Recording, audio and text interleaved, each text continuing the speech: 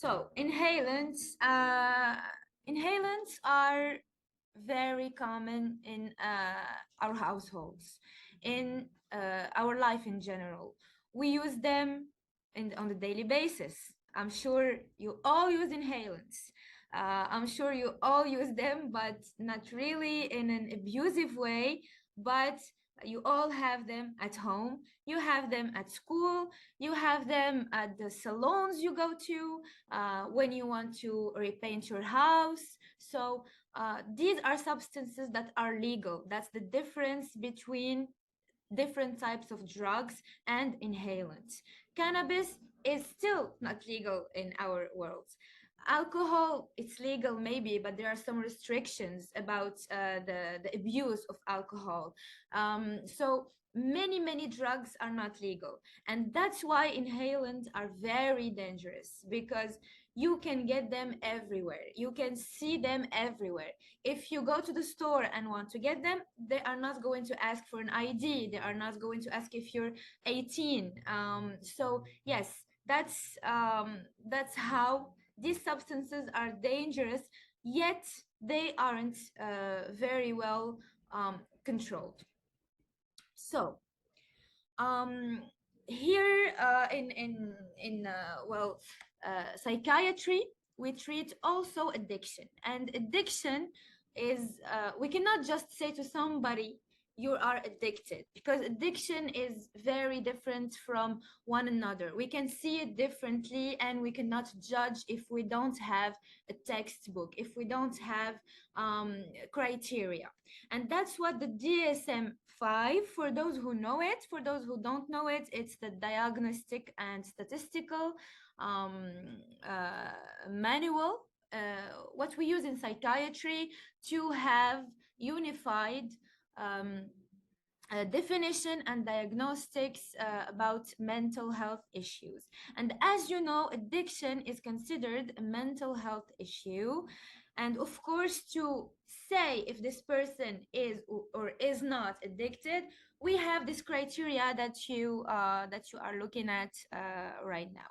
So addiction is actually a set of 11 criteria. It's the same thing for every kind of addiction, for alcohol, for cocaine, for heroin, even for addiction of gaming and social media, gambling, etc. So if a person has these four categories, so the impaired control, you cannot control the use of this substance or this behavior anymore.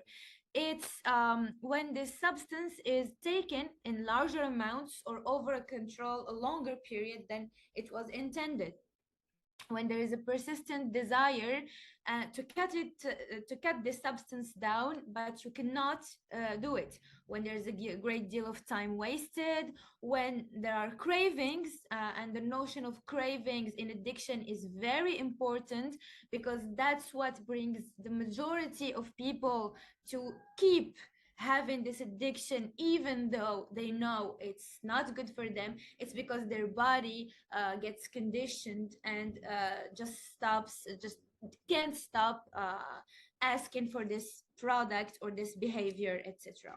So there's the impaired control part, where we have the four criteria.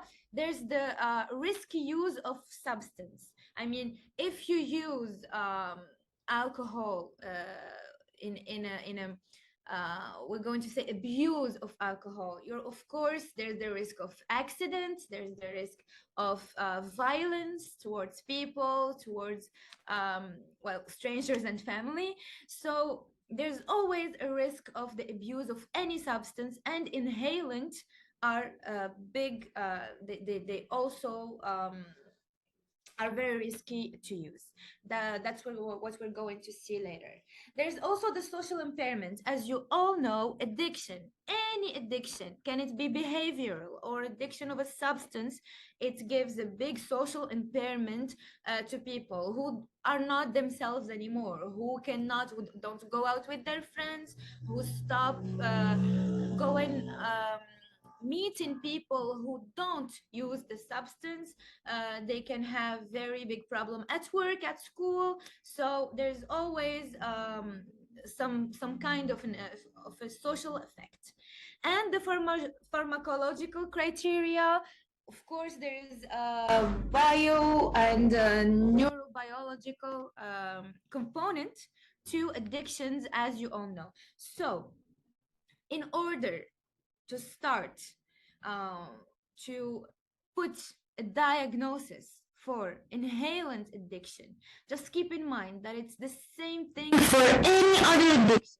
If you have a kid, if you have a kid who has a problem and you suspect he has a problem with inhalant, you're not just going to say, okay, kid, you have a problem with inhalant, just stop using it.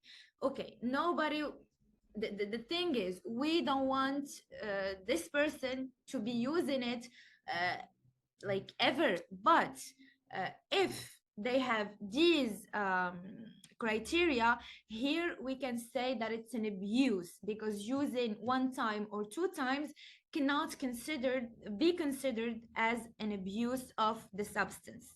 This is important. Now, what do we mean by inhalants? Like I said before, these are substances we can find at home.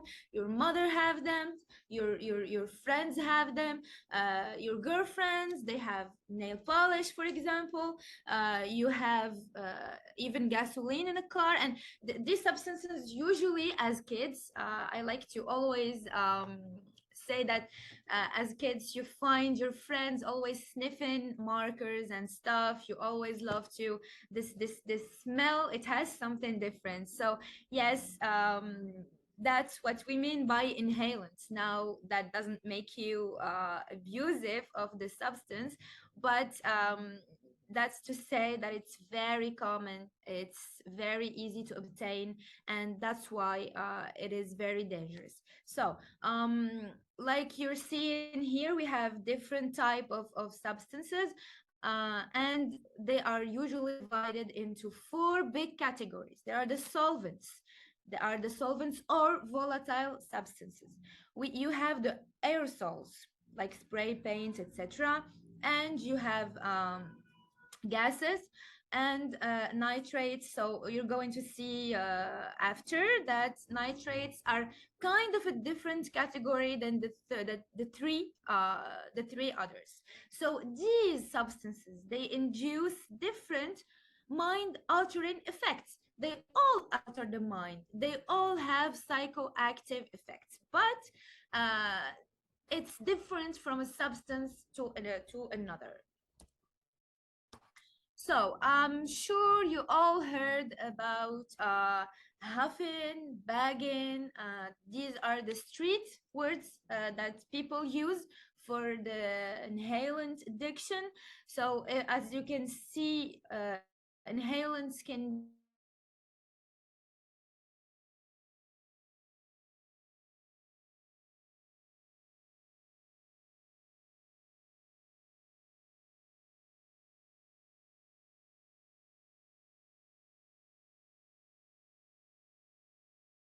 snorting them. That's for me anyway, that's what I see here. I guess in Morocco, when we see inhalant abuse, this is mostly the kind we see. Okay, it's done. So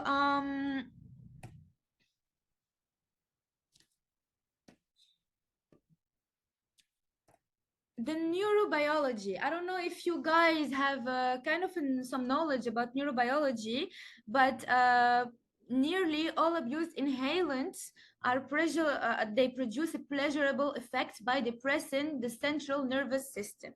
The nitrites, however, they dilate and relax blood vessels rather than act as anesthetic agents.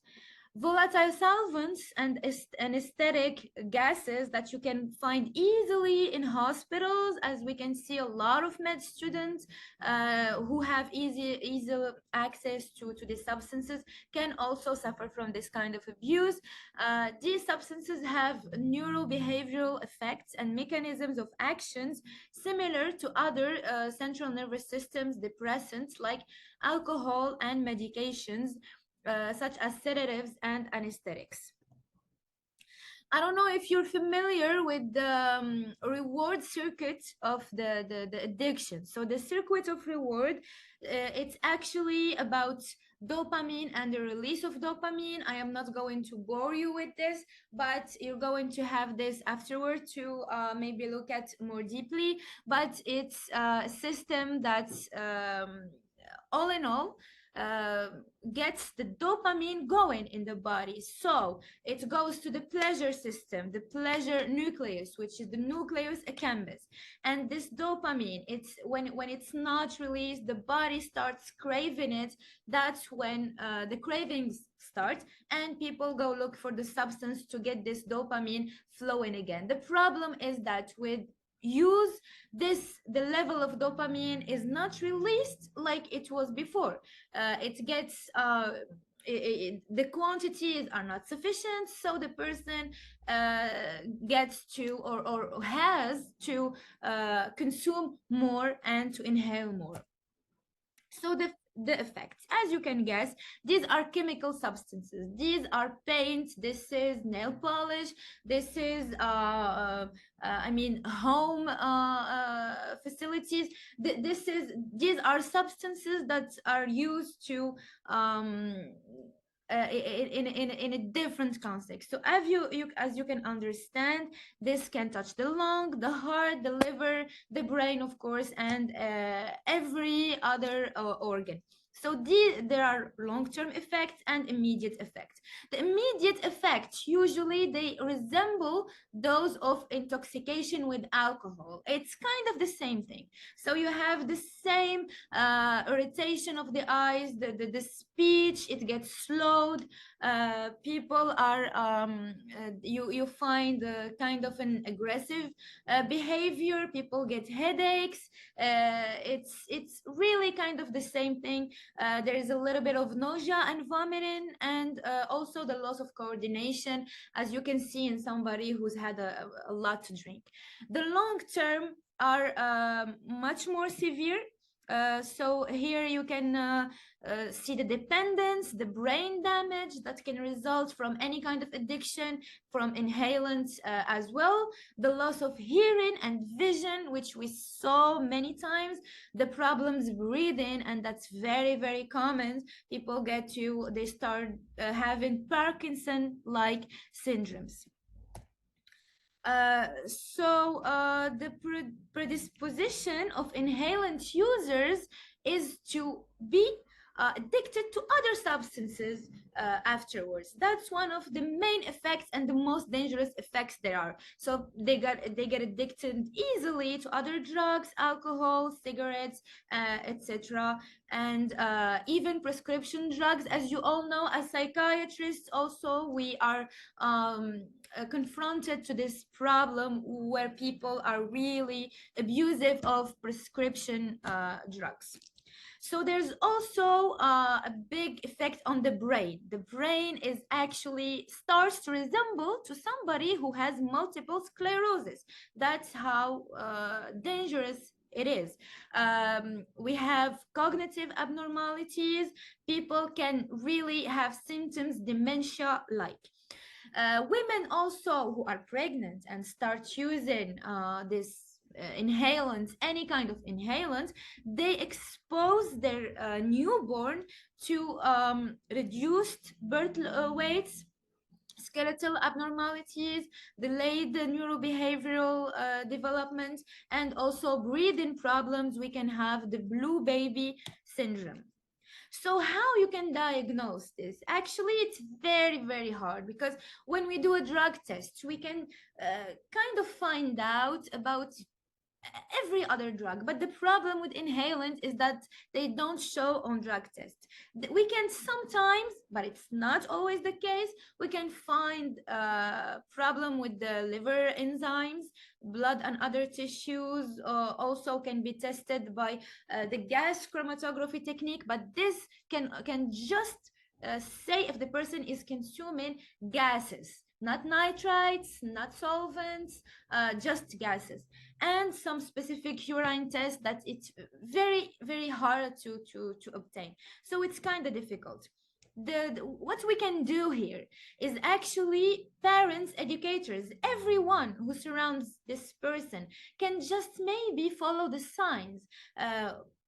The person who abuses inhalants usually has chemical odors on breath and clothing, and this is something you can't miss. It's very clear. You can have paint or on their clothes or their body. You can also maybe in their rooms find empty cans and containers. They can look a little bit drunk. They have slurred speech, the nausea, and especially the anorexia. People tend to lose weight when using inhalant. There's the lack of coordination, etc. So the symptoms that can be caused by an abuse of alcohol really resemble those caused by inhalant abuse. So this is a slide I'm going to keep for you. I'm going to give it to you to read afterwards to see what kind of chemical and what kind of nitrite is there.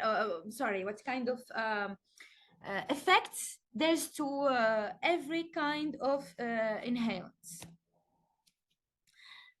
Now, there's a study I found. It's the latest study I found regarding the effects of inhalant abuse. It is actually associated with decreased food intake, reduced body weight and linear growth, reduced adiposity, fasting hypoglycemia, and altered glycemic regulations. So these symptoms actually suggest that there's dysfunction in energy balance, which can impact growth. So you can see how difficult it is to start in abusing of inhalant when in teens and children. It can impact their growth, and it can go beyond just simple addiction. So these are actually the latest studies that have been done in, I think, Australia. But like I said before, in the Arab world, unfortunately, we don't have many studies about inhalant abuse. So this is also this actually illustrates the effects of the abuse on different organs and the energy balance. So the treatment, it's prevention, because there's no drug, no medicine, no medical treatment actually, but there's the early identification, the life skills training for adolescents, which is actually which is used by motivational interventions, which we call l'entretien motivationnel. That's something we use a lot with people who have drug abuse. There's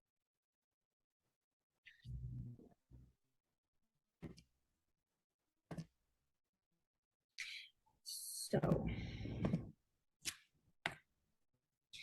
like I said before, so I'm going to speak a little bit about the treatment, because it's very interesting. It's very important actually to know how to handle this issue, because the problem is not really that the person we don't have drug treatment, because we don't actually have medicine also for stopping the use of cannabis. We don't have for cocaine. We maybe have something for heroin, we have for alcohol, but these treatments are not as effective as if we talk about prevention and reducing the harm of these substances. So the prevention here is usually talking to children, being close to children, doing work like the work you're doing at LAMSA, the work we're doing at MAPA, to tell people about these problems, open their eyes, educate youngsters more about this kind of issues, and telling them that it's really not that simple, and that it's if we can prevent it, it would be better for everyone. So there are some things we can do to be more efficient for the prevention. So we can maybe educate youngsters to have some life skills, increasing their self-esteem and their communication, so they can be better at communicating with their friends, their educators, their parents, etc. There's improving personal relationships, managing their anxiety and pressure, because let's not forget that anxiety, depression, pressure can also be a part of can be a motive of taking on some kind of an addiction.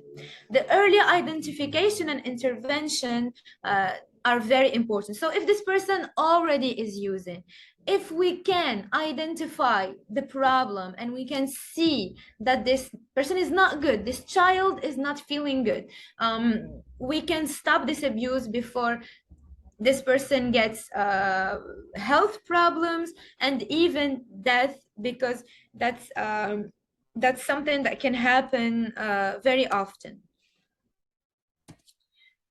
So I don't know if you guys are familiar with the kind of therapies we use. So I talked before about the motivational interventions, because as you know, addiction is not cured. Addiction is stopped by the person who is addicted. So if the person is motivated enough to stop, if the person wants to, she can stop. And even then there can be relapses. Relapse is actually a common thing in the process of healing addiction. But if we have this motivation, whatever and whenever there's a relapse, we can work on getting the person back on track. So motivational interventions are important. So what the counseling what's the counselor can do in this kind of situations? The counseling actually tries to just show the person their own motivations to stop. So we can ask them what are the gains they have from using this substance, and what are they losing, because sometimes this is actually very simple, but people, when they're under the influence of drugs, they really cannot see how much they're losing versus what they're gaining. So the motivational is actually the first step, and we cannot work with somebody who's not motivated. It's very hard. We can educate, we can talk to them, but we cannot be aggressive in our interventions. So the family counseling is very important. It's kind of motivation, but to the whole family, because let's not forget that addiction is not only hard on the person who's addicted, but mostly on the family, on the entourage, on friends, on parents. In this case, if we talk about friends, if we talk about children and teens. So we have to be there for the parents. We have to educate them. We have to improve the communication and the relationship between teens and parents in order to work together and not against each other to stop this behavior. There's also the cognitive behavioral therapy. So this is actually special field of psychotherapy. It's the kind of psychotherapy, it's actually scientific. It's based on research, and this actually has shown a great deal of improvement and very good results in many mental disorders, but also in addiction. It's a way of helping this person surmount their cravings, their stressful situations. Maybe they can be related to work or to their life in general, or even in their attempt to drop in the substance.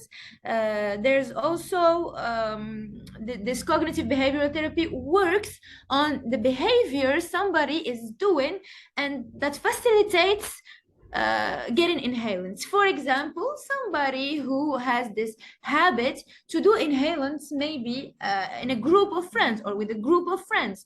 This is actually a behavior, a repetitive behavior we can work on. We have to cut off this habit. This person shouldn't be in the same place with the same people they use the substance with, because it's a reminder, even if they want to stop, when they're going to meet these people who abuse the inhalant, or in this place that reminds him of buying this product or using this product, they're automatically going to have this idea and this craving to consume. So as I said, this is actually a long process that normally we would do in an inpatient facility, but sometimes we cannot do that, so we try working with the patient outside of the hospital. So there are many other things also that we can use, other therapies. In the cognitive behavioral therapy, there is the behavioral part, and the behavioral part, it's also getting this person to have a different life, to work on herself, on itself, to go do other things, to find other hobbies, because it's at some point their life starts being just about using this substance. So activities are very important. So if we have programs, maybe in hospitals, in day hospitals, in associations, in organizations, that we can help people, not just by educating them, but also by offering them programs that teach new skills, social experience, where they can meet people, where they can maybe get to know other ways of having fun or in learning something. So we're talking here about really fun stuff like movie nights, dances, hiking, and more. And these types of program, they actually play an important role in maintaining substance-free life. It gets actually the teen to know that there is something else out there for him, not just the use of drugs. So the support group, as you all know, we have many groups all over the world that help each other in this in every kind of addiction, like AA, or there's Narcotics Anonymous. So these groups actually are very interesting, because they can maintain the person from relapsing into the substance. And when you share the experience with somebody else who is not you, somebody who is not a therapist, because a therapist is always perceived like, okay, he's going to judge me, he doesn't know what I feel.